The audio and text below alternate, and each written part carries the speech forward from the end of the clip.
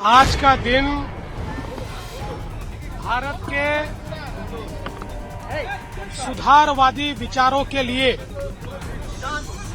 एक काला दिन है, जब इस देश के प्रधानमंत्री महोदय ने हमारे लोकतंत्र में हमारी नारी शक्ति की हिस्सेदारी सुनिश्चित की थी।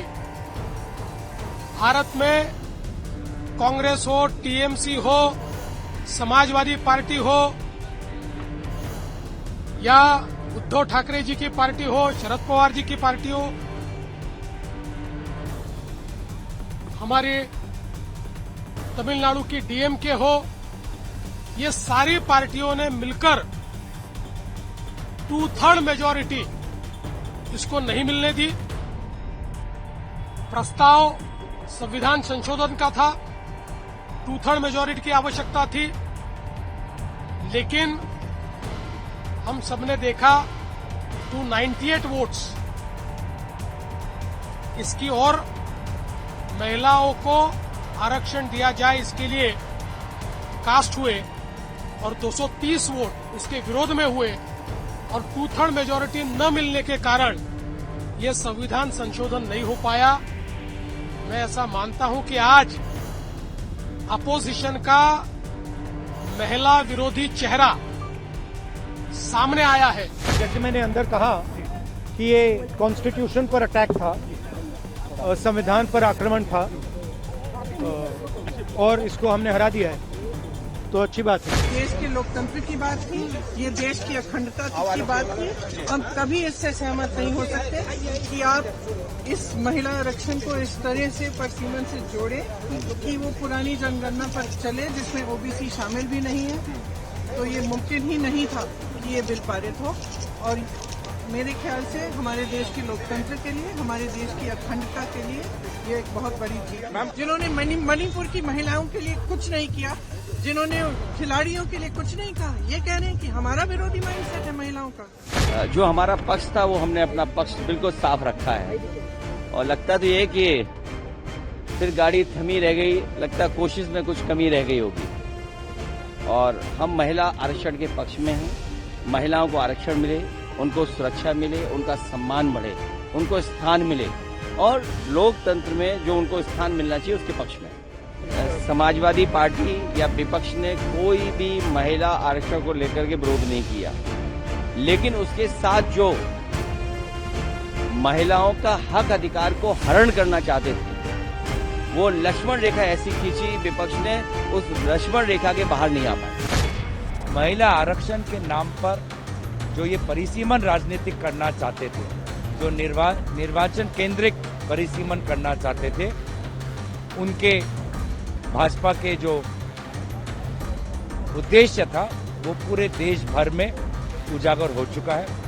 अफसोस की बात यह है कि जो बात हम पहले दिन से कह रहे हैं कि बिना शर्त के, बिना परिसीमन के शर्त के, बिना जनगणना के शर्त के आप महिला आरक्षण लागू करिए, ताकि वर्तमान में अभी जो सदन की जो संख्या है उस पर लागू हो।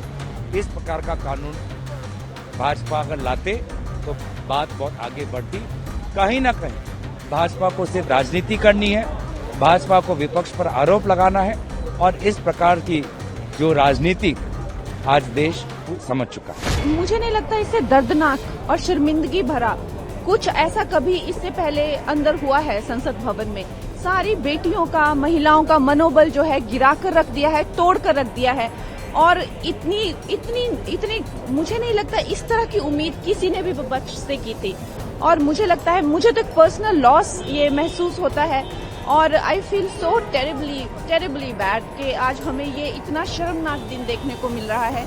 लेकिन जैसे प्रधानमंत्री श्री नरेंद्र मोदी जी ने कहा कि हम ये लाकर ही रहेंगे, महिलाओं को उनका हक दिलाकर ही रहेंगे, तो हमें प्रधानमंत्री जी पर विश्वास है और हमें पक्का विश्वास है कि बेटियों को उनका हक मिलेगा। मुझे लगता है कि कांग्रेस पार्टी और अपोजिशन महिला विरोधी है और ये बहुत बड़ा हिस्सा मतलब अपने लोकतंत्र को है और महिलाओं के आरक्षण के बिल को पहले समर्थन दिया, लेकिन अभी मतलब यहाँ कोई राजनीति करके कांग्रेस पार्टी और अपोजिशन ने महिलाओं को देने वाले रिजर्वेशन का विरोध किया और ये बिल मतलब फेल करने का काम इन लोगों ने किया है।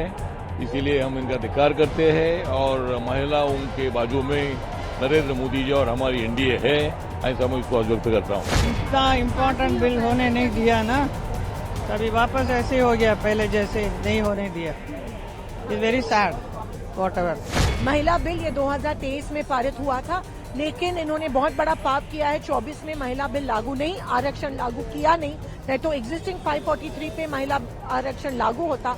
आज जो बिल है वो डिलिमिटेशन का डिफीट हुआ है। पहली बार इस सरकार को हार के सामने जाना पड़ा, उनके चेहरे देखने लायक थे और वो 2/3 मेजोरिटी उनको नहीं मिल पाई।